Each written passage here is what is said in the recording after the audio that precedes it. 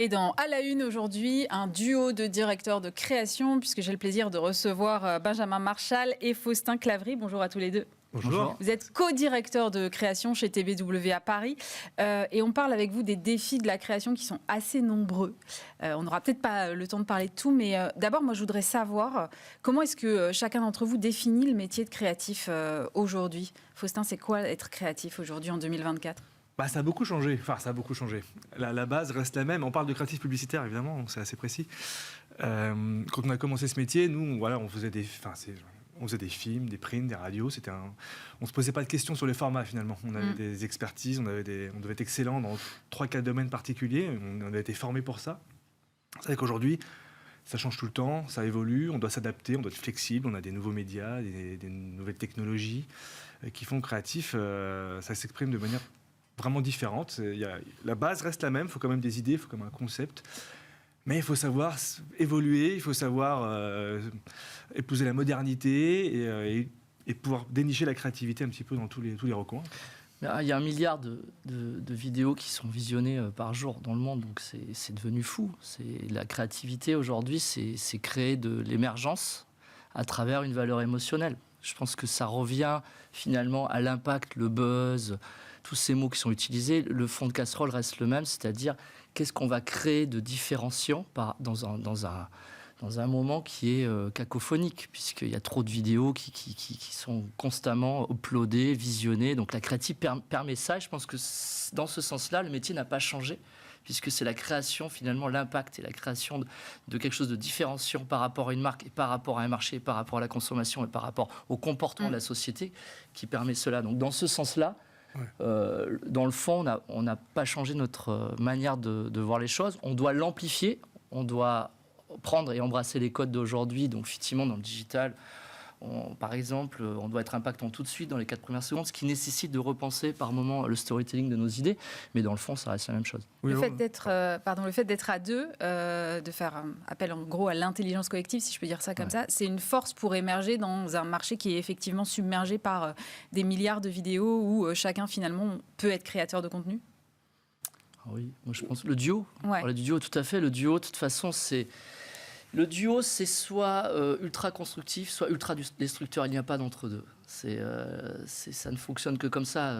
C'est comme un groupe de musique. Vous branchez les instruments et ça sonne mieux quand on est à deux que quand on est seul. Et pour ça, c'est une alchimie qui est très particulière et tous les duos fonctionnent comme ça. Donc nous, en tout cas, ça nous permet, tous les deux dans nos manières de fonctionner, d'éclairer nos pensées, de pouvoir s'auto-challenger et d'avoir un répondant direct sur le pourquoi. Est-ce qu'on le fait bien ? Est-ce qu'on le fait bien par rapport à la cible ? Toutes ces questions qu'on se pose dans le quotidien, on a un écho permanent. Donc ça, c'est l'idéal pour travailler. On gagne du temps, finalement. En fait, on a moins de doutes. On partage les choses ensemble, ça va plus vite. On peut se séparer quand il faut. C'est assez désorganisé. C'est organique. Peut-être comme cette interview, je ne sais pas, on va voir. Mais en tout cas, notre façon de travailler, c'est assez organique. On ne se répartit pas forcément les sujets. C'est en fonction de l'emploi du temps. Il y en a un qui prend le lead et parfois il n'y en a pas. Mais bon, ça roule comme ça. Mais c'est marrant parce qu'on a toujours cette image de directeur de la créa avec un gros ego, des choses peut-être un peu compliquées, un peu caractérielles. Et ce n'est pas l'image que vous renvoyez en fonctionnant de cette façon. On n'espère pas, en tout cas. Honnêtement, l'ego, c'est difficile de parler de ça, mais nous, on essaie de le mettre dans le produit fini. C'est-à-dire que c'est là où ça reste en famille. D'ailleurs, sur les réseaux sociaux, on n'existe quasiment pas. On intervient très, très peu. Oui, c'est difficile d'ailleurs de trouver des trucs sur vous, en fait. Parce que, je pense qu'il y a très peu de gens qui ont des choses intéressantes à raconter. Merci de nous avoir conviés aujourd'hui, mais je pense qu'il y a beaucoup de gens qui parlent pour pas grand-chose. Nous, en tout cas, on estime qu'on doit rester à notre place. On est des créatifs, on travaille pour des marques. Et on essaie de faire au mieux, en toute humilité. Ça va pas plus loin que ça. Oui, notre façon de travailler fait qu'on est dans notre bureau, on travaille avec les créatifs. Ce qui nous anime, c'est d'amener au bout des idées les meilleures possibles. C'est tout. Après, on peut en parler, on aime bien ça aussi, pourquoi pas, mais ce qui nous anime, c'est ça, c'est assez simple finalement. Donc on le fait à deux, on est content de le faire comme ça. Et je pense qu'il y a peut-être moins aussi l'époque fait qu'il y a peut-être moins aussi de grandes gueules et de gens comme ça. C'est peut-être pas que dans la pub d'ailleurs. Tous les monstres, on a eu des monstres sacrés de la publicité, des mecs avec des fortes personnalités qui faisaient autant rire, amuser les gens. C'était des gens brillants, mais ils pouvaient aussi peut-être parfois briser des gens, je sais pas. Je comparerai pas des publicitaires avec Gérard Depardieu, mais est-ce qu'aujourd'hui il y a la place encore pour ces gens-là ? Peut-être moins. Il y a peut-être plus de gens un peu plus humbles et qui ramènent moins, je sais pas. Vous parliez du changement de vos métiers et effectivement, en sous-jacent, il y a la technologie quand même. Et il y a 5 ans, Benjamin, quand je vous avais interviewé avec mon ami Frédéric Roy, vous m'aviez dit la technologie nous pousse à être meilleurs. Au moment où on parle d'IA à toutes les sauces, est-ce que c'est encore le cas aujourd'hui ? Alors, je pense que évidemment, là, l'IA est au centre de tous les débats. C'est une bonne question. Pour y répondre directement, je dirais plus que aujourd'hui, la technologie nous permet de répandre la création beaucoup plus largement. C'est-à-dire que c'est plus un canal de diffusion exponentiel qu'un véritable applicatif dans nos métiers, si je puis dire. C'est-à-dire que finalement, c'est Einstein qui disait que la créativité, voilà, c'est fantastique, il faut la partager. Déjà, il parlait de viralité à l'époque.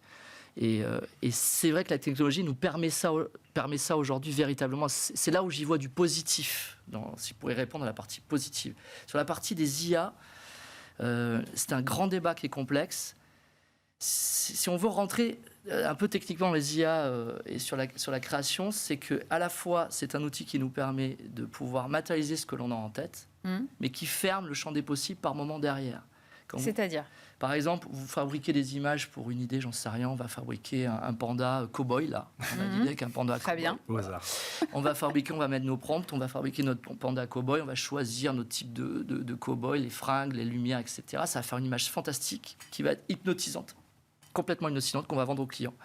Mais derrière, ça vous a ancré dans un style précis qui n'a pu laisser la place à l'interprétation, peut-être demain, de réalisateurs, de photographes, d'artistes qui l'auraient interprété différemment. Et vous êtes un petit peu par moment, du coup, avec des œillères créatives, alors qu'avant, finalement, le crowbar et le petit crowbar permettaient d'ouvrir le champ des possibles. Donc, c'est là où la technologie, en tout cas pour la création, concernant l'IA, est à la fois force de proposition et permet de la vendre facilement, et en même temps, je pense, nous ferme par moment une ouverture d'esprit sur la créativité derrière, sur la réalisation. Je ne sais pas ce que tu en penses sur ça. Mais... Nous, aujourd'hui, en tout cas, l'IA, on voit que ça a clairement changé notre façon de travailler en quelques mois. Ça va très vite.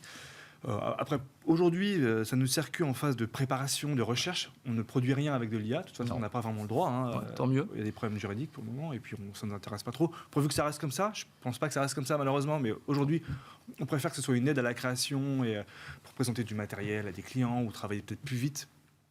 Mais en aucun cas, on voudrait que ça remplace des réalisateurs, des illustrateurs, des photographes ou des rédacteurs. Enfin, c'est quelque chose qui est un peu effrayant. Donc, pour le moment, c'est une aide pour, on espère, mieux travailler, mais pas toujours. C'est une aide, mais une fois de plus, ça vous met dans des rails. Donc, ça peut être très bien, mais ça peut par moments être trop enfermant. C'est là où je nuance cette phase. Dans la manière de travailler, on s'en rend compte, parce qu'on évolue constamment avec ça. Par moments, nous-mêmes, on dit mais l'image était très bien, pourquoi on ne reproduirait pas ça ? On ne laisse plus la chance à autre chose. Et c'est le autre chose souvent qui nous amène plus loin.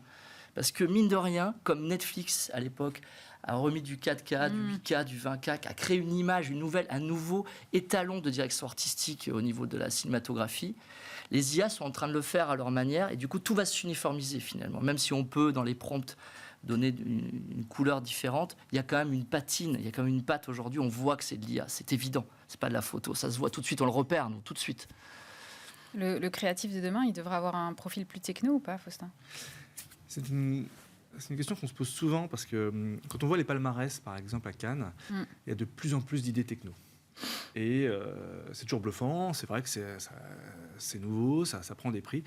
Et puis bon, quand on regarde un peu la composition des agences, de notre agence, on n'est pas des techniciens, enfin on n'est pas des ingénieurs, on est des créatifs. Donc on se demande toujours comment ces gens travaillent en fait pour avoir des idées pareilles. C'est souvent du bluff. Ouais. C'est-à-dire quand on voit par exemple un projet qui a pris plein de grands prix, c'était Pinatex.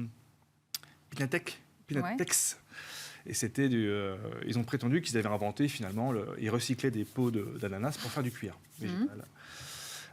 En fait, cette technologie, ce truc, elle existe depuis plus de 6 ans. Ce sont juste des gens, ils ont vu le truc, ils ont mis un logo, ils ont mis un nom et ils sont appropriés le truc. Donc, Nike aussi, à l'époque, le bracelet connecté était un grand prix. C'est Nike qui a développé évidemment la technologie et le bracelet connecté, ça a plus de 10 ans je pense à peu près. Il y a une agence que je ne citerai pas, mais j'en ai déjà fait la moitié, qui en a fait un case et qui a pris un grand prix derrière, qui laisse sous-entendre qu'elle a créé ce produit. Évidemment c'est entièrement faux. C'est ça où la technologie aujourd'hui, je me suis peut-être mal exprimé tout à l'heure, mais ce n'est qu'un canal de diffusion et l'applicatif dans nos métiers, il est très peu prégnant finalement, puisque c'est trop lourd, trop compliqué.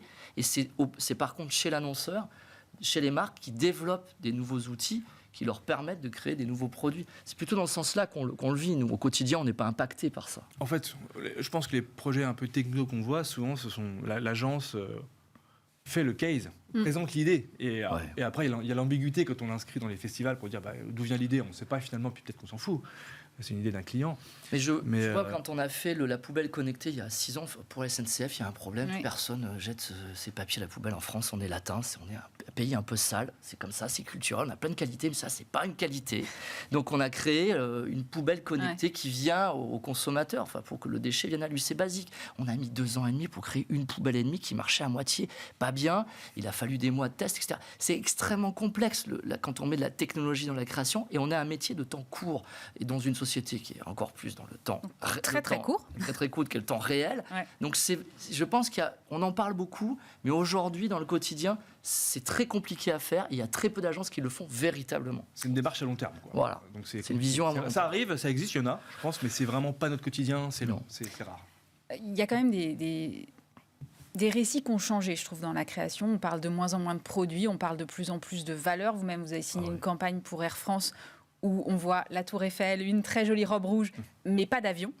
Qu'est-ce que ça change pour vous ? Est-ce que c'est plus compliqué d'avoir des choses plus abstraites, finalement, à vendre, entre guillemets ? Pour Air France, c'était pas un choix. Ça, c'était les hasards de la création, de se dire on va faire un film élégant. C'est une métaphore de l'envol. Oui, il n'y a pas de. Donc. Mais par contre, oui, il y a une vraie tendance. Après, je te laisserai parler. Moi, c'est une anecdote. J'étais juré au Grand Prix Strat l'année dernière, et on s'est félicité du renouveau de la catégorie voiture. Il y avait plein de projets qui étaient sélectionnés, qui étaient shortlistés en voiture.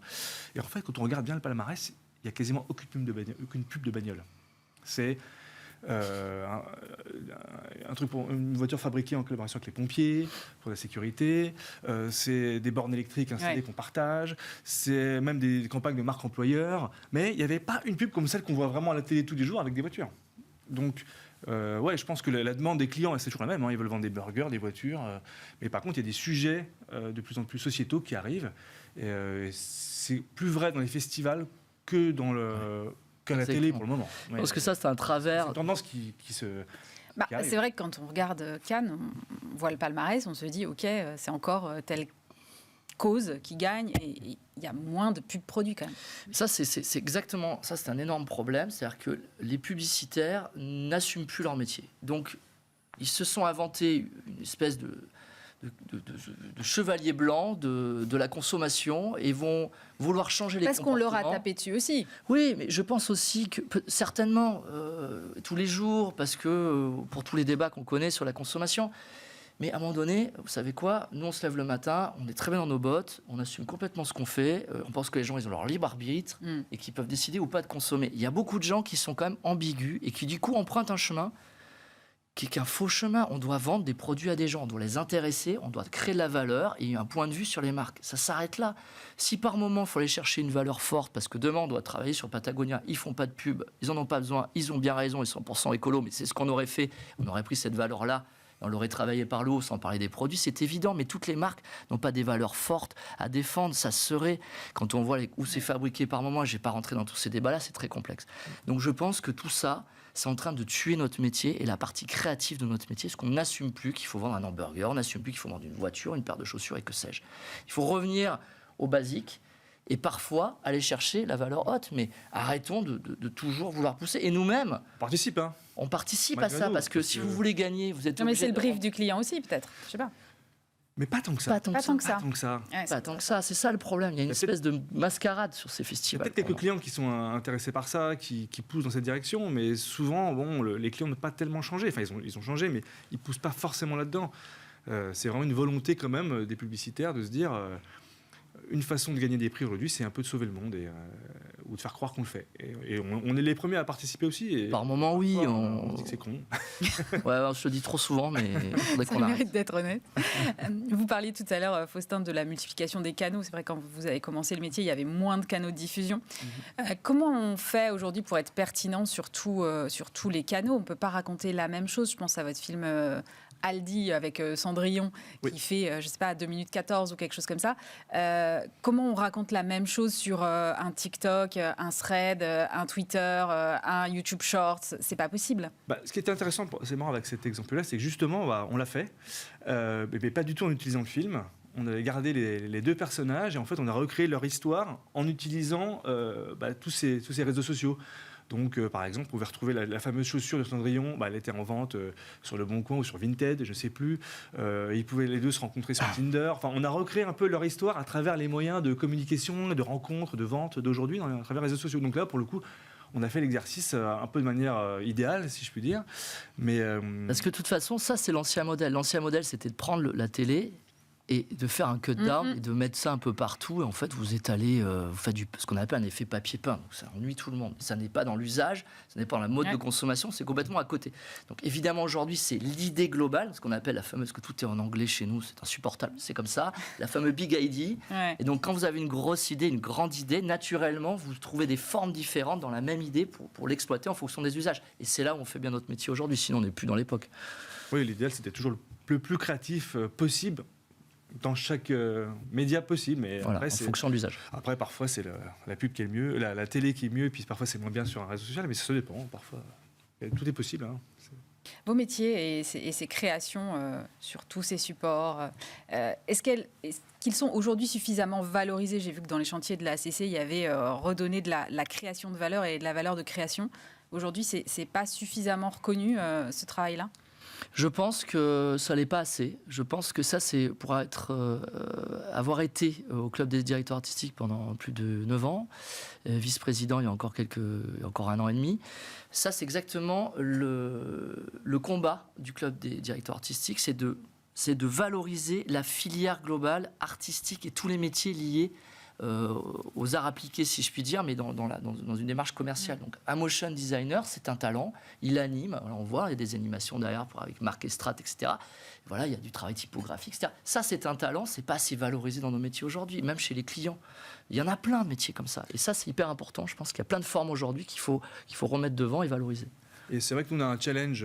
On est dans une agence intégrée, donc on n'est plus que publicitaire. Donc et un peu notre défi quotidien et notre but, un petit peu, c'est de l'amener à la création. Alors, elle n'aura pas toujours la même forme, mais un peu dans tous les domaines d'expertise de l'agence. Donc, évidemment qu'on ne parle pas forcément de Lyon à Cannes, ou de choses comme ça, mais il faut que dans le retail, dans le digital marketing, c'est quoi la création? C'est quoi être créatif dans ce domaine-là? C'est quoi faire innover? C'est comment se démarquer? Comment faire quelque chose qui n'a jamais été vu? C'est un chantier, quoi. Il faut qu'on le trouve. C'est pas forcément les mêmes critères exactement que les nôtres, mais comment on émerge, c'est toujours pareil, comment on émerge peut-être dans ce brouhaha. De manière technologique, de manière innovante, pas forcément avec une idée publicitaire, mais la création évolue, quoi, en fait. Donc les métiers évoluent, donc il faut les valoriser. Il y a un autre défi qui va de pair avec la valorisation, pour le coup, pas que financière, c'est l'attractivité de vos métiers. Est-ce qu'aujourd'hui, vos métiers sont encore attractifs? J'ai l'impression que c'est de moins en moins le cas, et en même temps, j'ai un peu de mal à me l'expliquer. Je crois que c'est, en tout cas pour commencer, on travaille dans des entreprises quand même. Je pense que d'une manière générale, le monde de l'entreprise est plus très attractif pour la jeune génération. Donc je ne pense pas que ça touche que la publicité. Hein. Mais aujourd'hui, pour le moment, si on veut faire de la pub, être créatif et faire de la bonne pub, il faut être dans une agence quand même à Capignon-sur-Rue. Donc c'est une entreprise. Donc j'ai l'impression que ça intéresse moins les jeunes. Le métier est plus difficile. C'est vrai qu'il y a moins de perspectives. C'est plus compliqué de gravir les échelons, de progresser. Les jeunes sont un peu perdus aussi parce que c'est des parcours moins droits. Quand on est créatif, il n'y a pas d'évolution un peu. Enfin, on parle de la création, non pas forcément des commerciaux ou des autres métiers, mais il n'y a pas une ligne toute droite qui amène chaque année on franchit, on a un nouveau poste, et on est promu et on grimpe les échelons. Oui, la pub, c'est en fonction, on fait une pub, on cartonne, on fait un truc bien, on est appelé et on progresse comme ça. C'est plus difficile aujourd'hui. Je ne sais pas si les jeunes voient cet aspect-là quand ils démarrent. Je pense que tu vois la ligne de la trajectoire. Quand on a démarré, on ne savait pas, on faisait des trucs, on y Ouais, mais on allait. avait des exemples de gens qui Peut-être réussissaient. qu'une partie, c'est vrai qu'aujourd'hui, qu'en plus on a accès à tout, donc on peut se renseigner sur n'importe qui, voir son parcours. C'est vrai que c'était pas le cas à notre époque. Mais je pense que surtout, je suis d'accord avec toi, ça en fait partie, c'est évident. En plus, la publicité, c'est quand même le royaume du mal. Si on reprend, je ne sais plus, les 4 métiers les plus détestés en France, je crois que le mien doit pas être loin. Ouais, la pornographie était même associée pas loin dans les 4 premiers, alors que tout le monde la consomme, je ne sais plus combien d'heures par jour, c'est dramatique. Donc bref, ça c'est encore un autre débat. Mais moi je pense que dans le fond, on avait à l'époque, et alors c'est un peu, c'est jamais bon de faire ça sur un plateau télé, mais je vais dire ce que je pense. Et je pense que malheureusement ça fait partie, je pense, du fait que la nouvelle génération s'y intéresse moins. C'est que les ressources allouées, c'est-à-dire que les ressources de production, les ressources et l'ouverture d'esprit sur le produit final, sont réduits drastiquement. Donc, vous avez moins accès à des talents, vous avez moins de moyens pour travailler et moins de liberté. Vous savez quoi, les gens, ils vont là où ils ont le plus de liberté, là où ils ont le plus de moyens pour travailler. Et bizarrement, c'est chez Pixar, bizarrement, c'est dans le jeu vidéo et c'est de moins en moins dans la publicité.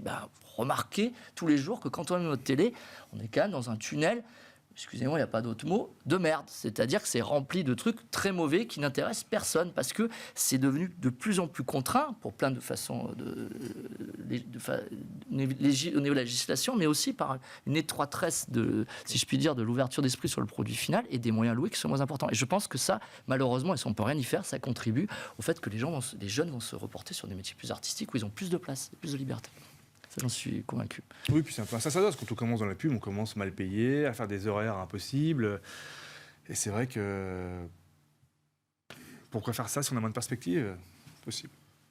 C'est pas un mot de la fin très positif, mais Non. on va quand même s'arrêter là-dessus parce qu'on est au bout. Merci à tous les deux d'être venus me voir. Benjamin Marchal et Faustin Clavry, co-directeur de la création de TBW à Paris.